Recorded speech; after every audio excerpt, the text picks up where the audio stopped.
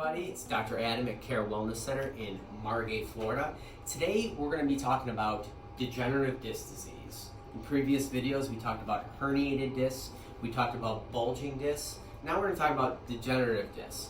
All of it is part of a weakening or a degenerative process. Herniated discs and bulging discs can definitely be the result of a degenerative process. Remember, our discs are the shock absorbers of our spine. Okay? And in a healthy spine, those discs are nice and thick and filled with water. Okay? That gives us the most shock absorption. Through our daily lives, through poor ergonomics, through stress, through chemical toxicity of things that we breathe, things that we eat, things that we put on our skin even, those things can actually cause abnormal movement patterns of the spine, or subluxations, which we talked about in a couple other videos, where the alignment of the spine is affected negatively. Degenerative disc disease occurs over time, okay?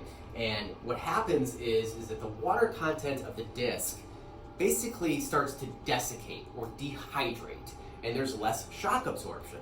This poster really shows you the phases of spinal degeneration over time as it relates to an x-ray. So when you come to the chiropractor, in most instances, we're going to take an x-ray of you. This is the spine from the side, okay? So we have your neck, your mid-back, and your lower back. You can see that in a textbook normal or healthy neck, mid-back, and lower back, we have good spinal curvatures. All right, remember in the neck and the lower back, they're called a lordotic curvature, like you see in this gentleman here. And in the thoracic spine or the mid-back, we have the kyphosis, all right? When we have proper curvatures, we have good disc spacing, all right? The discs are the black spots in between these white, grayish, rectangular bones, or your vertebral segments. So we want to see those discs nice and hydrated and fat.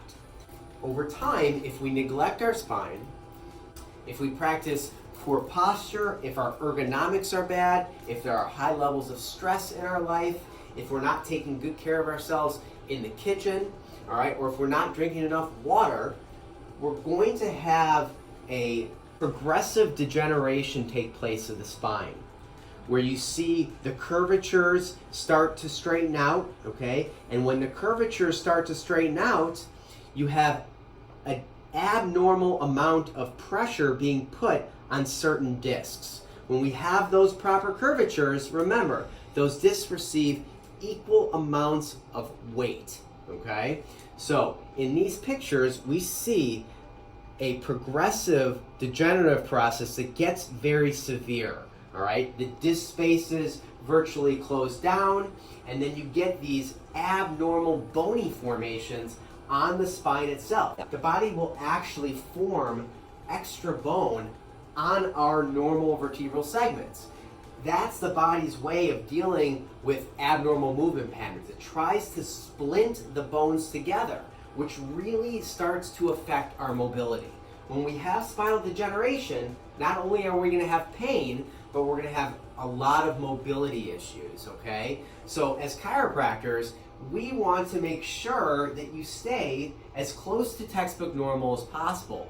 We like to stay ahead of spinal degeneration, okay? There are ways to slow this process. There are ways to even reverse it in some cases, all right? But once you get to something like phase 3, it's very difficult to come out of that. So you want to stay on top of these, of your spine. You want to make sure that you're going to a chiropractor, making sure that they're adjusting you appropriately, and maintaining spinal alignment. Because if you maintain spinal alignment, you're going to drastically reduce your chances of spinal degeneration from taking place. It can still happen, but again, you're greatly reducing your risk because you're maintaining spinal alignment. This is Dr. Adam with Care Wellness Center. That's spinal degeneration for you in a nutshell. Get healthy, stay healthy.